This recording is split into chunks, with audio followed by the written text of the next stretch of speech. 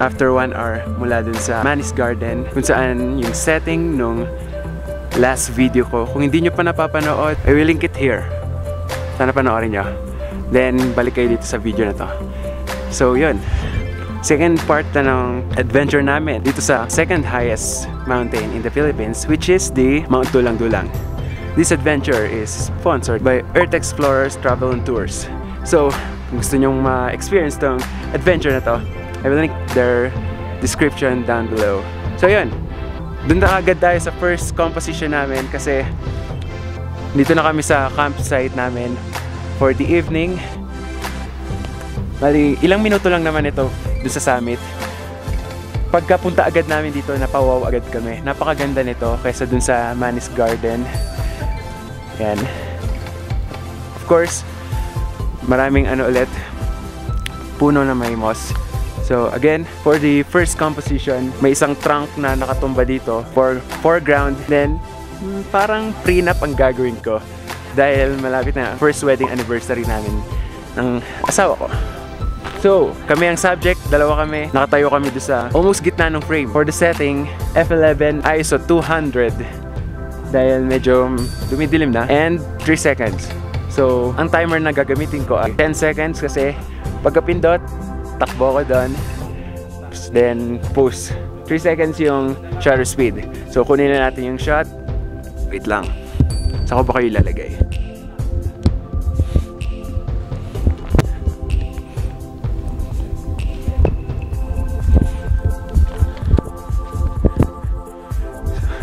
Kunin na natin yung shot.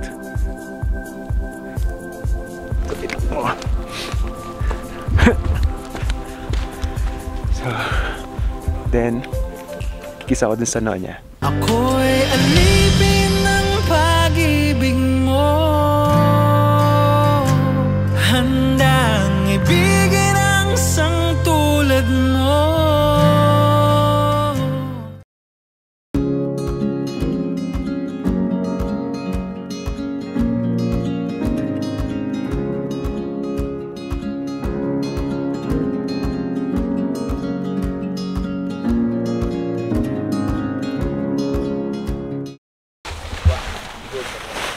You know, daan na yung tent nila.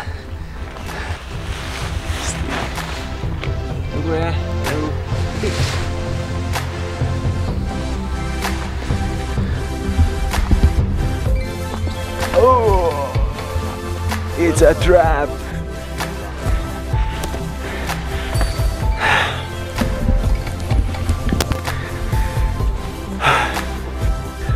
Isimula natin yung tent natin. Tara. Time lapse, go!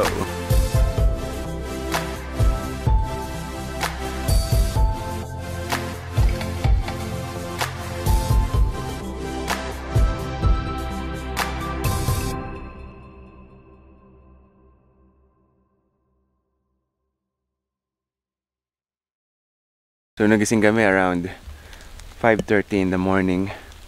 Pero pag labas namin ng tent, nakita namin na sobrang fog. Sobrang foggy. Sinilit ni Sir Jai yung summit and yun nga, sabi na nga niya na mukhang imposible magka-clearing dun sa summit. Although yung summit is wala pang 5 minutes mula dito sa camp namin. Para sa akin okay lang kasi mas interesado akong picturean itong mossy forest. Gusto ko makakuha ng isang image na sobrang perfect nung composition. Although around 6 AM libot-libot ako. Medyo mahirap makahanap, pero try pa rin natin. Itong breakfast natin, landscape photographers. So habang naghahanda sila ng breakfast, dito tayo, maghanap tayo ng composition. Para pagdating ng 7:30, magbe-break camp na kami. Then, punta na kami sa susunod na bundok. So tara.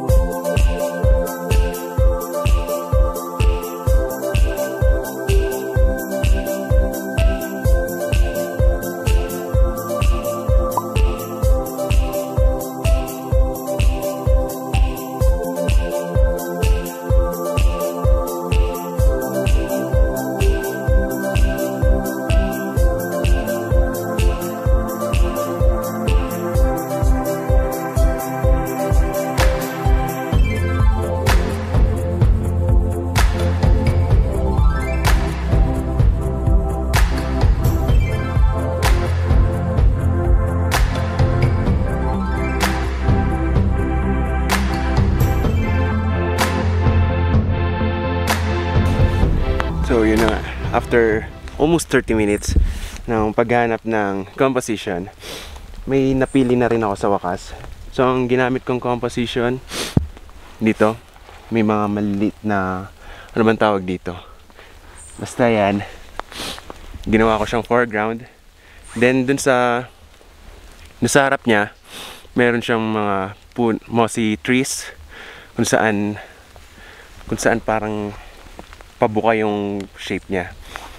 So yun, simple lang, hindi siya yung ini-imagine ko, pero okay na rin, maganda na rin ako siya napili. Wait. Hindi siya yung ini-imagine ko na makuha. Wait.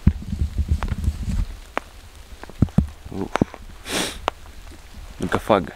Pero para sa akin, ayos na rin tong composition na to. Umuulan na rin, kaya todo punas ako. So for the settings, 5 seconds, f11, ISO 100. Ginamitan ko siya ng circular polarizer at ng soft grad ND filter. So hope na magustuhan niya to. Enjoy!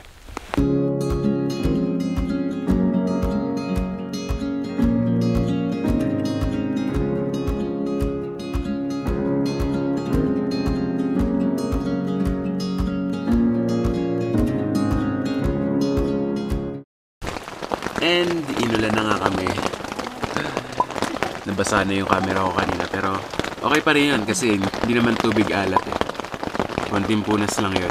Nag-aalala namin. Ito, yung thermal jacket, medyo nabasa. May isang gabi pa kami sa bundok. So, sana tumigil na yung ulan. Ayun. Nag-almusal muna kami, then trek na kami papunta dun sa Mount Kitanglad, 4th highest mountain in the Philippines. Good luck sa amin.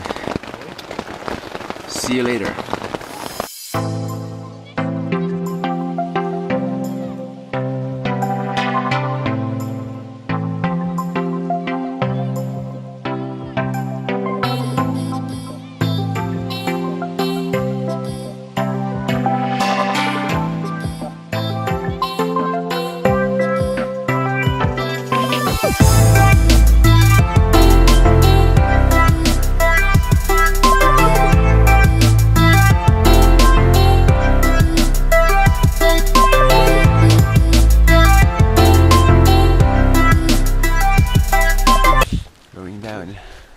Okay. Go guys. Let's go. Let's go. Ay, yung isa pa. Ay, Paano baka let's go?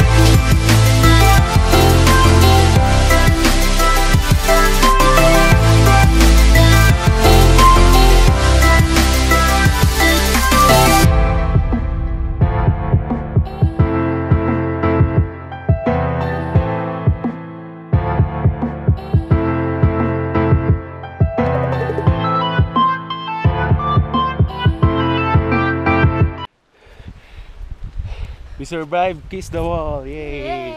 Yay! Kamusta naman? Basang-basa. Okay, Next. let's go! Patingin pa daw. Patingin pa lang daw yun. Okay lang. Adventure kong adventure! Gusto natin yun eh. 5 hours later. Hindi ko wala napindot. Parang kanina lang. Ang lakas ng ulan. Ngayon, clear na clear na.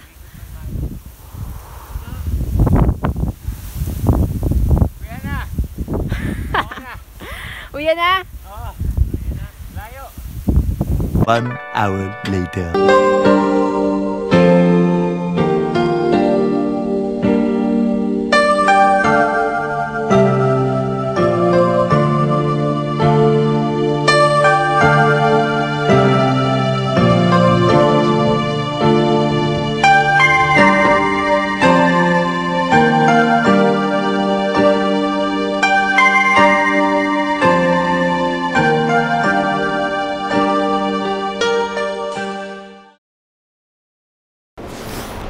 At yun na nga, dito na kami sa Mount Kitanglad.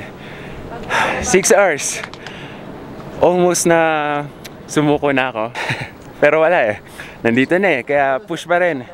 Kung nakita nyo naman sa sa mga footages kanina. Wait, nagpa-fog.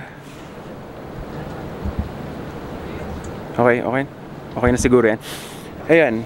Nakita nyo naman sa footages kanina. Sobrang lakas ng ulan.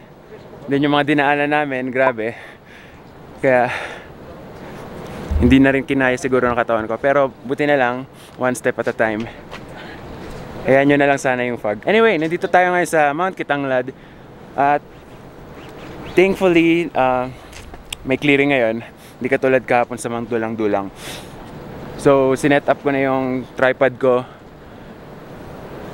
Ang kinuha kong composition ay kinuha ko yung mga layers ng mga bundok gamit yung 18 to 200 ko. 18 to 200 mm Tamron. Then naglagay ako ng 10 stop ND filter sa harap para mag long exposure. Para yung mga ulap doon sa mga bundok ay ayun. Wait. Nababother ako dun sa fog eh. Ayan. Doon sa ulap sa mga bundok, mag-smoothen siya. Then naglagay din ako ng 3-stop hard edge graduated ND filter sa harap para mag-equal naman yung exposure ng sky dun sa mga bundok. So yun. For the settings 70 seconds f11 ISO 100. So kunin na natin yung shot.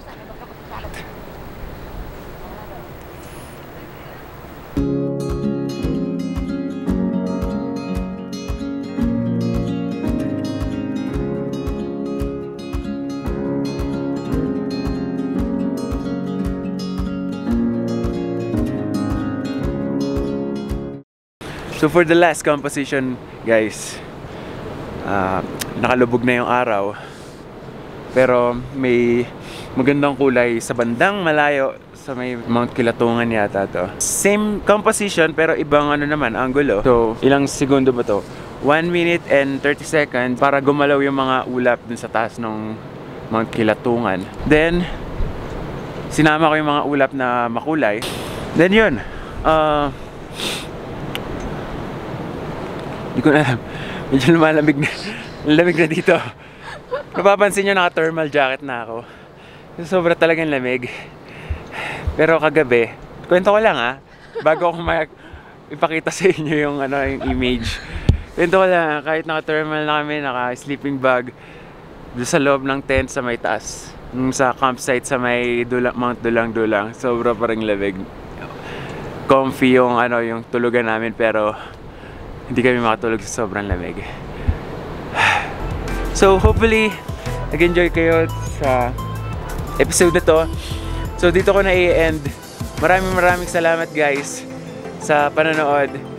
At kung nagustuhan nyo tong episode na to, please hit that like button. Mag-subscribe na kayo kung hindi pa kayo nagsubscribe.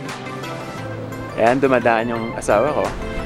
Then, i-ring nyo na rin yung bell para pagka may in-upload ako, ayun, pag may in-upload ako, manonotify kayo.